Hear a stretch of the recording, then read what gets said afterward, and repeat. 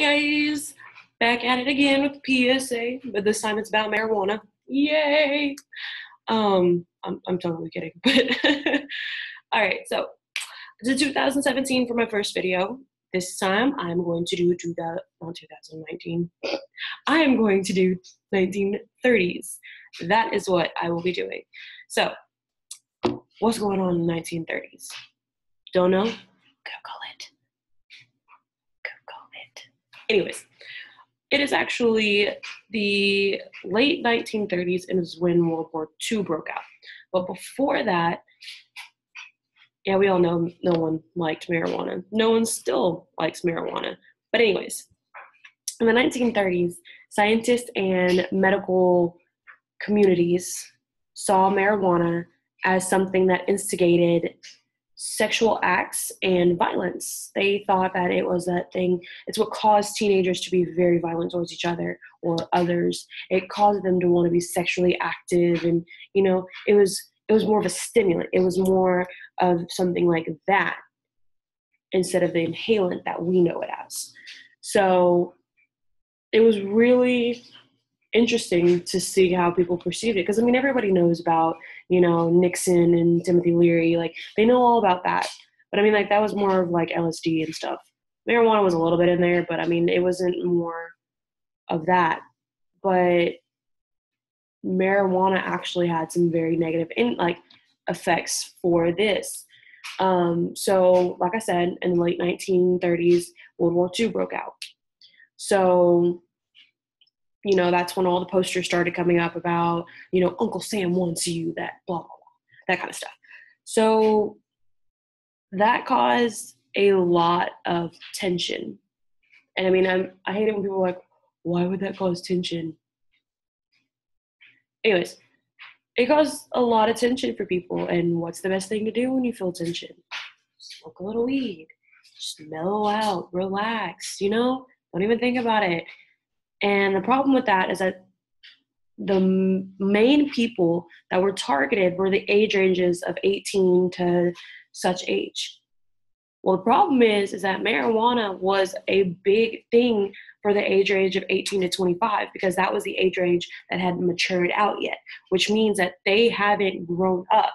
They haven't realized that life is more than smoking a blunt and drinking and racing your friends on the street and blah, blah, blah. I don't really know what they did in the 1930s. I think that's what it was. I don't know. But it was a hard thing to just, let go. And especially in a war environment, because that's even more tension. So the biggest problem that they had was that they would have people that would come over there and they would continue to smoke. Well, in a war, you need to be attentive. You need to be, ready and everything like that. And which I'll get into the reason why they wouldn't be able to do that with smoking. But that was one of the biggest problems. And, you go from being peer pressured into, oh yeah, let's smoke this joint. Let's go smoke, or let's go drink. Let's go do this. Let's go do that. To you have to protect your own life and those of your team from this bomb or this bullet or, it was really hard for people to just stop when that helped them cope. So it was bad. But during that time, even though it was never legalized, the U.S. did actually subsidize the stems of the marijuana plant to make rope. So I don't know if they just were sitting there and oh no, the rope caught on fire. I could totally see somebody doing that, but I don't know. I'm sorry, that was stupid, but I could see somebody doing that. I don't think the stem actually constitutes anything, but it would be kind of stupid, but funny to see, even though it was a war zone. Anyways, on to the pharmacological.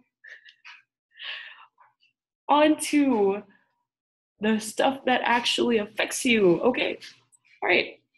So, yeah, I knew about the lung part of the problems that marijuana could affect. I didn't know about all the other stuff. I mean, yes, I know that marijuana is an inhalant. So it's going to affect your respiratory system. So when you do inhale it, either goes, the nose or orally, um, it does get into the respiratory system. Well, inhaling is respiratory system. Orally is a little bit different, but it is the smoke, if that makes, I'm trying to make sense of it. Well, get my brain to make sense to you. But anyways, but it does it does affect your lungs. The way it does this is that the smoke will come in and it will go to your lungs. And I cannot remember what the little sacs on your lungs are. Bronchi? No, that's bronchitis. Okay, well, anyways, there's little sacs on your lungs. And these little, like the smoke from marijuana, when you inhale, and it will inflame them.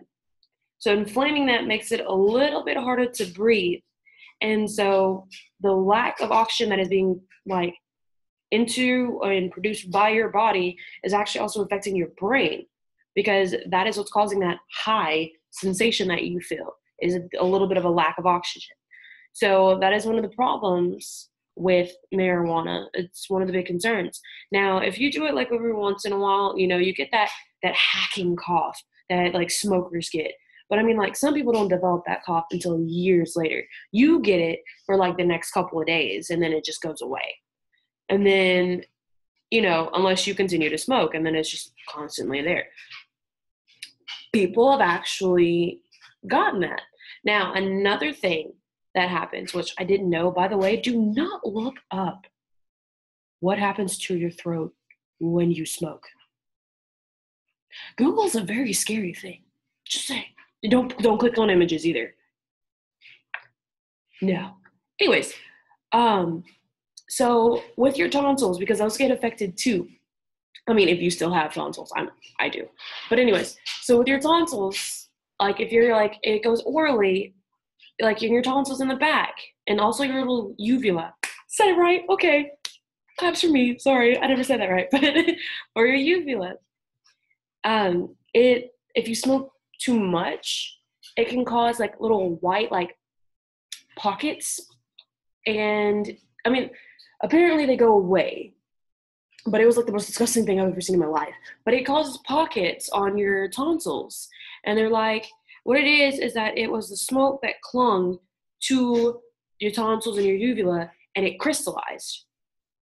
And until those either I don't know if they just slowly disappear, or there's stuff inside of them. I didn't want to Google that, so but apparently they do go away in time, but that can be caused from smoking too. So it actually affects your tonsils really badly. So you sound like you freight trained smoked or chain smoked, whatever you want to call it, and it's horrible. It's it sounds so bad, and it's just oh my goodness, it's just bad. But another thing that I did not know is that apparently if you smoke marijuana on a daily basis and you stop, you can actually go through a withdrawal process. And I mean, it's not oh, I'm going to die kind of process like most drugs, but you do suffer more depression. You suffer decreased appetite, which you would think is weird because marijuana usually makes you want to eat. So you would, well, no, I guess a decreased appetite makes sense. I don't know. Anyways, can cause headaches, and it also will cause nausea, and you're really irritable towards people. I mean, that's me when I don't get coffee, so I don't think people really know whenever I go through withdrawal. I'm just irritable. But yeah, so marijuana, while it does, oh my goodness, why? It does have its good qualities, but it does come at a cost. Like I said, prolonged smoking can cause problems to your lungs, to your throat, to your brain, because your brain gets it on its mind that that's what it needs to be happy. You take that away and it's not as happy, I guess. I don't know. But so that is all I have. Thank you for watching. And yeah, I got 15 minutes to upload this before it's a 0. There goes my alarm to prove my facts. Bye.